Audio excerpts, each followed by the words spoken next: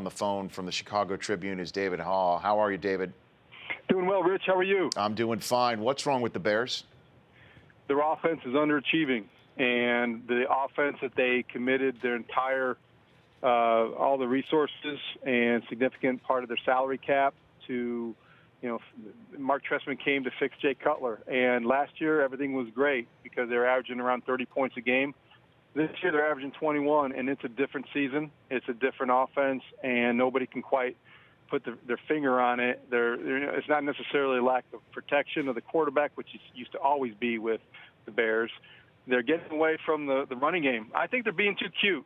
I think they're trying to they need to be more intent on proving how tough of a running back Matt Forte is rather than how smart of a coach Mark Trestman is. And when you get away from that, you get things like Matt Forte carrying the ball twice in the first half of a game that you don't score in the first half. So that's unacceptable. Chicago's a little bit restless right now, and the Bears, it's not going to get any easier Sunday night in Foxborough. So, again, as you've definitely heard the stories, I'm sure, that through the locker room door you could hear somebody talk about selfish people in the room. Who might that be?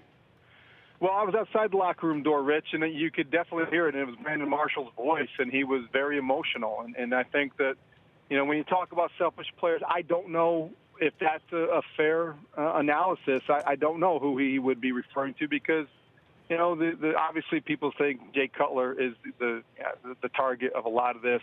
I don't know that it's the fact of Jay Cutler being selfish as much as it's Jay Cutler being erratic, and that's always been the story with him. I think what yesterday was just a frustration spilling over. Media was there to hear it. And you got a football team, as you pointed out, lost 3 of the last 4 games, and it's not going to get any easier.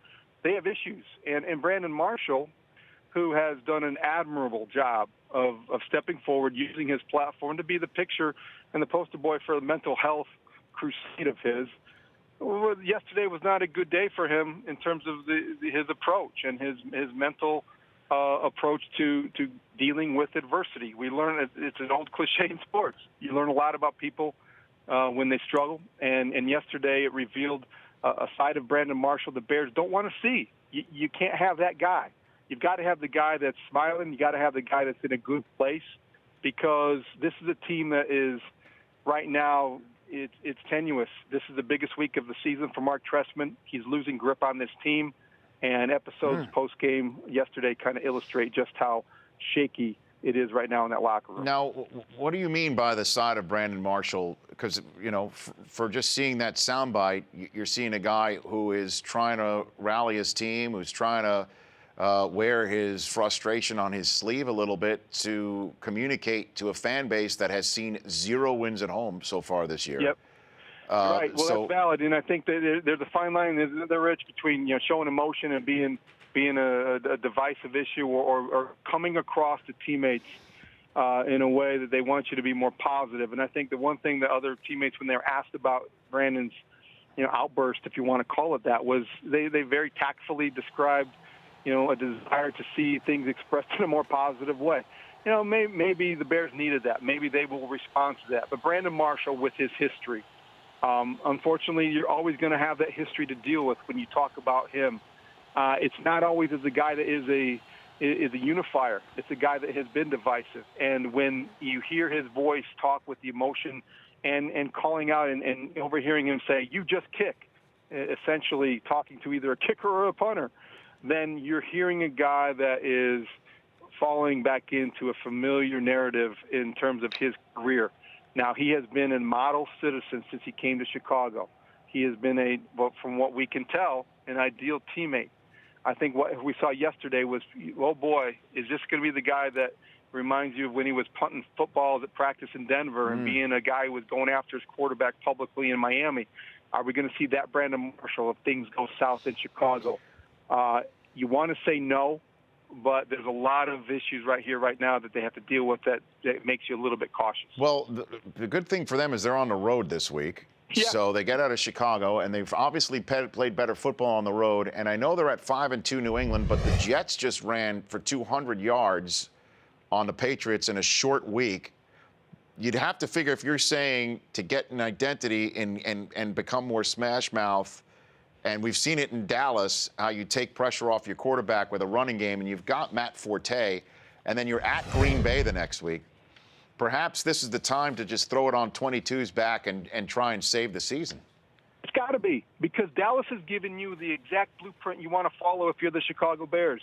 They've got, Tony Romo, and who is very similar in terms of his reputation, in terms of his propensity to make the bad turnover at the wrong time that Jay Cutler has. So take the game, reduce the game to the simplest form. Run the football between the tackles. Give it to Matt Forte as much as you can, and don't try to outsmart yourself. That's been the problem since Mark Trestman arrived. He's been a very compelling character. He's had a good positive influence. Everybody in the building at Haugh loves Mark Trestman. He's a considerate head coach. But you'd like to see more of an identity of them on the field. They've got to go back to being just basic, smash mouth, run the football, that kind of team, because their defense actually hasn't been terrible. They've been serviceable. It's been their offense that has been the biggest problem this year, and it's that what needs fixed most. So, David, you had put the DEFCON with where are we? We're DEFCON, between 4 and 5. Okay. I'd say we're probably 4.5. Rich, they're 3 and 4, and they can still, it's the NFL. We see examples every week why you can't pronounce anybody, the season's over. But if they fall to 3 and 5 and they go into an off week with the Packers looming in Green Bay at Lambeau, wow. It's a daunting task ahead. So they need to get back to 500. It's tough, the place to play, but go back to the basics. Run the football, set up the play action, use your weapons, use them wisely, protect the football, and that's a formula for success no matter where you play. But right now, I would say definitely Chicago just got off the air on my radio show, and I can tell you, natives are restless here. David, thanks for chiming in. We'll check back in with you down the line. Anytime, Rich. Thanks a lot. You bet. That's David Haugh of the Chicago Tribune. The Rich Eisen Show, weekdays at noon Eastern, on Audience.